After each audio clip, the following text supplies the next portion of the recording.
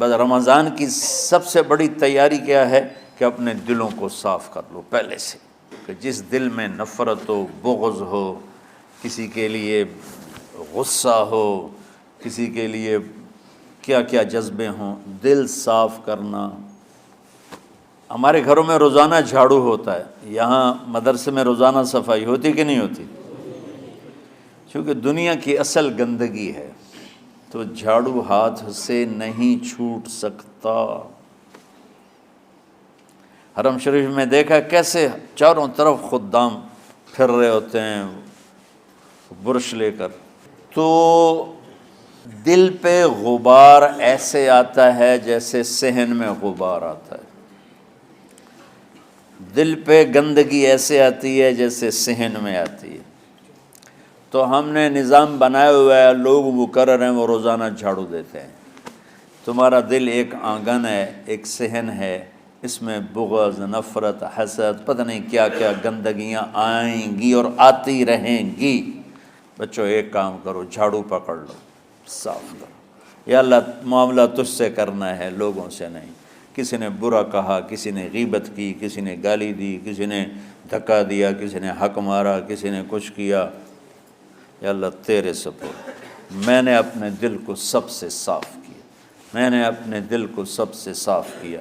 یہ اتنی بڑی عبادت ہے کہ بڑے بڑے نفلوں والے، تہجد والے، حج عمرے روزے والے تمہیں نہیں پکڑ سکیں گے، کیونکہ اس کا کرنے والا دنیا میں کوئی نہیں۔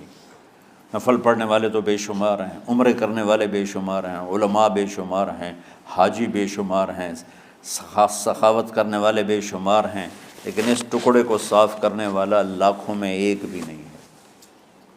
مشکل کام ہے، آپ یہ سیکھ لیں، صاف کرو، صاف کرو، صاف کرو۔ یہ رمضان کی سب سے بڑی تیاری اور علم کو حاصل کرنے کی سب سے بڑی چابی ہے کہ اپنے دل کو کھلا کر لو۔ کوئی چیز خالی ہوگی تو کچھ آئے گا۔ جس دل میں بغض بھرا ہو، نفرت بھری ہو، حسد بھرا ہو، کینہ بھرا ہو، اس میں خاک آئے، اس میں تو علم کی ایک کرن بھی نہیں آئے گی۔ اس زبان سے چاہے جتنے مرضی موتی بکھیرے، دل اس کا اندھا ہوگا۔ لا تعمى الابصار ولكن تعمى القلوب التي في الصدور۔ یہ آنکھوں سے اندھے نہیں، دل سے اندھے ہیں۔ تو بچوں اپنے دل کو صاف کرنا سیکھو۔ وہ کتنی مشہور حدیث ہے، آپ نے کہا اس دروازے سے ایک جنتی آ رہا ہے، تو ایک انصاری صحابی داخل ہوئے، جوتا ہاتھ میں، داڑھی میں وضو کا پانی۔ اگلے دن اس دروازے سے ایک جنتی آ رہا ہے، تو ایک صحابی آئے، ہاتھ میں جوتا، داڑھی میں وضو کا پانی، وہی صحابی۔ اگلے دن اس دروازے سے ایک جنتی آ رہا ہے، تو وہی صحابی 3 دن جنت کی بشارت لی انہوں نے۔ اس صحابہ کی جماعت میں ایک شخص ہیں جن کا نام ہے عبداللہ بن عمرو بن عاص۔ ان سے بڑا عبادت گزار صحابہ میں کوئی نہیں تھا، نہ سابقین میں نہ متاخرین میں، نہ پہلوں میں نہ بعد والوں میں۔ ان کی عبادت کیا تھی؟ ساری رات جاگنا، سارے دن کا روزہ، اور ایک ختم قرآن صبح سے شام تک۔ اتنی اللہ نے طاقت دی تھی۔ پھر وہ غلوب والی بات آ گئی، ایکسٹریم ہونے والی بات آ گئی۔ ان کی شادی والی رات حجلہ عروسی میں داخل ہو رہے ہیں، دلہن کے کمرے میں داخل ہو رہے ہیں، اور مصلی بچھا کے اللہ اکبر، اور دے نفل تے نفل، دے نفل تے نفل۔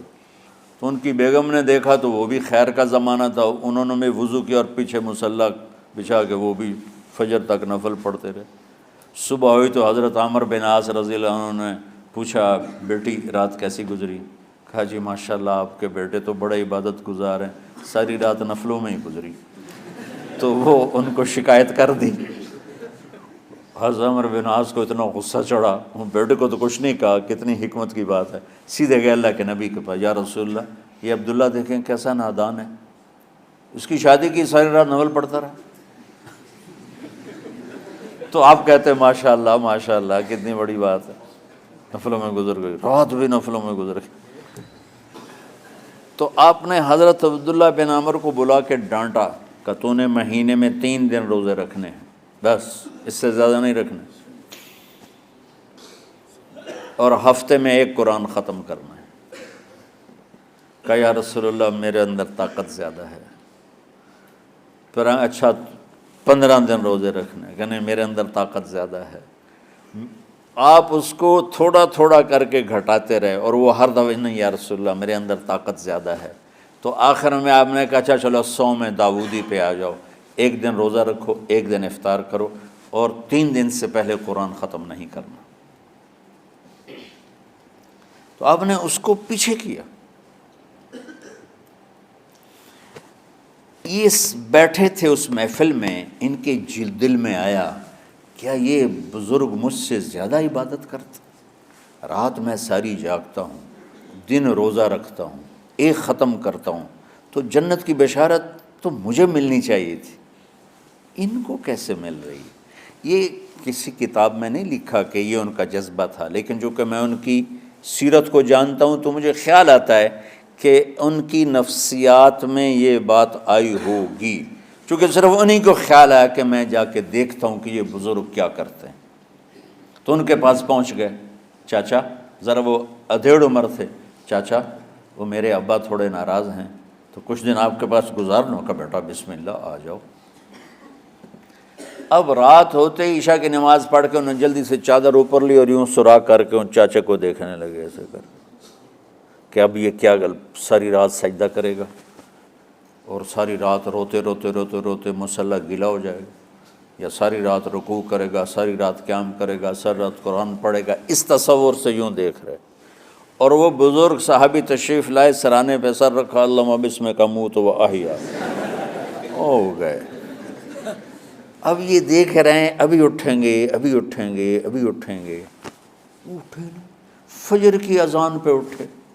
اب یہ تو حیران پریشان ہو گئے کہ یہ کیا ہو؟ اس زمانے میں تو منافق تہجد نہیں چھوڑتے تھے ڈر کے مارے کہ پتہ نہ چل جائے ہمارے کفر کا، تو یہ چاچا جنت بھی لے گیا تو ستا بھی پیا کہ چلو کل دیکھوں گا۔ اگلی رات پھر چادر سر پہ کر کے اور یوں سوراخ کر کے لیٹے ہوئے اور دیکھ رہے۔ چاچا پھر تشریف لائے اور سرانے پہ سر رکھا، اللہم بسمک اموت و احیا، ہو گئے۔ فجر کی اذان پہ اٹھے، یہ اور پریشان ہو گئے کہ میرا نبی کا فرمان تو سچا ہے، اس میں تو شک بھی کفر ہے، لیکن عمل کیا ہے جس پر اس کو جنت کی بشارت ملی؟ 2 رکعت نفل بھی نہیں۔ اور آج کے دور میں تم میں سے ماشاءاللہ اکثر بچے تہجد پڑھتے ہیں کہ 1 رات اور دیکھوں گا، تیسری رات اللہم بسمک اموت و احیا، ہو گئی ساری رات۔ تو تیسری رات پھٹ پڑے عبداللہ بن عمر، کہنے لگے چاچا میری ابا سے کوئی لڑائی نہیں تھی، 3 دن میں تیرے بارے میں سنتا رہا، جنتی جنتی جنتی۔ میں دیکھنے آیا تھا کہ آپ کیا کرتے ہیں، آپ تو کچھ بھی نہیں کرتے ہو، ساری رات سوتے رہتے ہو، اب کیا کرتے ہو؟ انہوں نے کہا بیٹا یہی ہے جو تم نے دیکھا ہے۔ اب ان کو سمجھ میں نہیں آ رہا کہ یہ جوڑ کیسے بٹھاؤں، ادھر جنت کی بشارت، ادھر ساری رات خراٹے، اب یہ اس میں جوڑ کیسے بٹھاؤں، کیونکہ نبی کی بات تو غلط ہو نہیں سکتی۔ تو اب وہ نا ایسے نا بڑے بے دل سے ہو کر واپس مڑے، پتہ نہیں کی چکر ہوئے گی کوئی گل۔ جب وہ دروازے تک پہنچے تو کہنے لگے بیٹا ادھر آنا، واپس آ گئے۔ کہا میں تمہیں اصل راز کی بات بتاتا ہوں۔ کہا کیا ہے کیا ہے؟ تو یہاں ہاتھ رکھا، کہا یہ جو دل ہے نا اس میں کسی انسان کی نفرت نہیں۔